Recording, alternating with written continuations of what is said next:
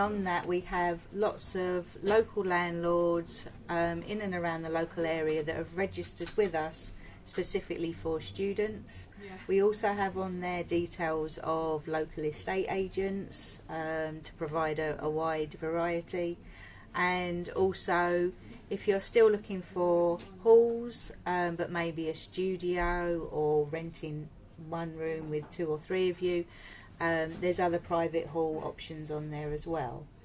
With houses, renting through landlords, there are 3 different types. So there's lodgings, whereby you go and actually live with a host family.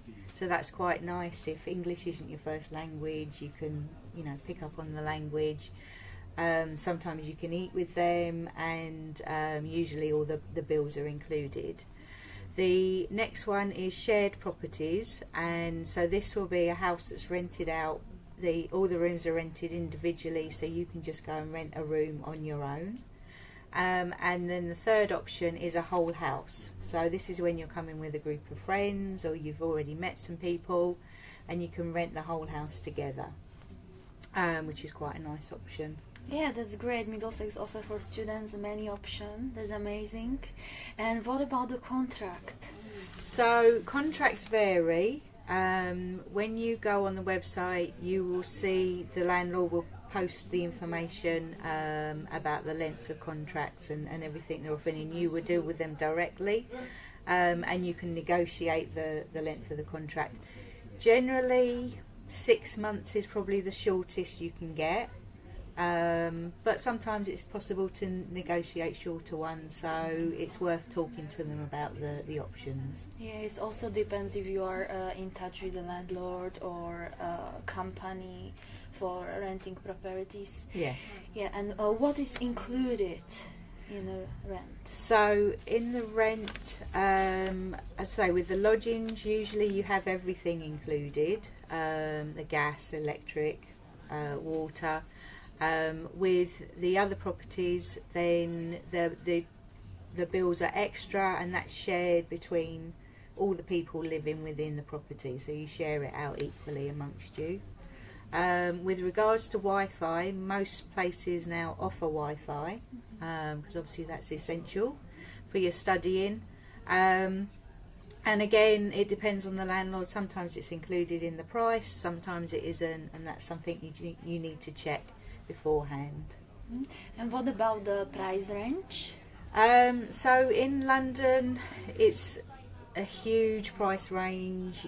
On our website, you're looking at around 120 to £250 upwards, depending on the facilities they're offering. So it's a wide range. Yeah, London is a bit expensive for students' life. Personally, I have many jobs to handle my studies and living here by myself. So it is a quite bit responsibilities for students to live in a private accommodation. What you personally recommend, halls or private accommodation for students? It really depends on the student, what they're looking for. I think if you're a more mature student, then definitely private renting is better, because it's a quieter environment. And if you've been used to living on your own, it's the best thing is to look at the options and decide what you think would suit you the best. For first years, obviously halls of residence is quite easy, but private is suitable as well, and there's lots in the local area. Yeah, that's great. Can you please tell us the website again where the students can visit? Yeah, so it's www.middlesexstudentpad.co.uk. In terms of paying a deposit, usually most landlords will ask for between a week to a month's rent in advance, and that covers any losses or breakages in your room, any rent arrears, any outstanding bills, and all that sort of thing. And obviously the deposit is held in a protection scheme, or it should be, and then that is returned to you at the end of the stay, as long as you don't have anything outstanding. Yeah. And what about the finding accommodation? What would you like to recommend for the students to come and have a look at the property?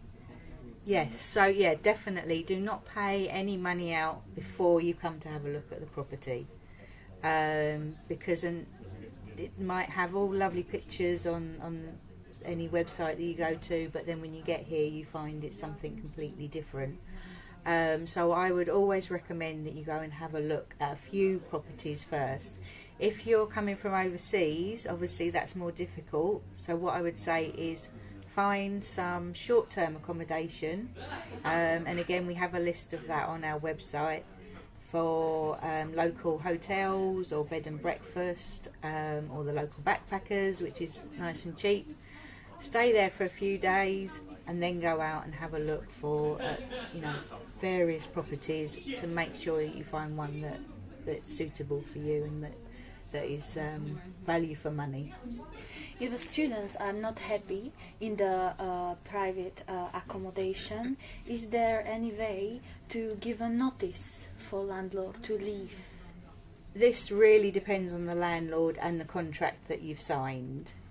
Make sure that you read your contract fully before you sign anything, and you know exactly whether you can get out of the contract. It may be that you have to give a month's notice, or it may be that you can't get out at all. So that's another thing, it's important to check that before you actually move in, so you know what your rights are.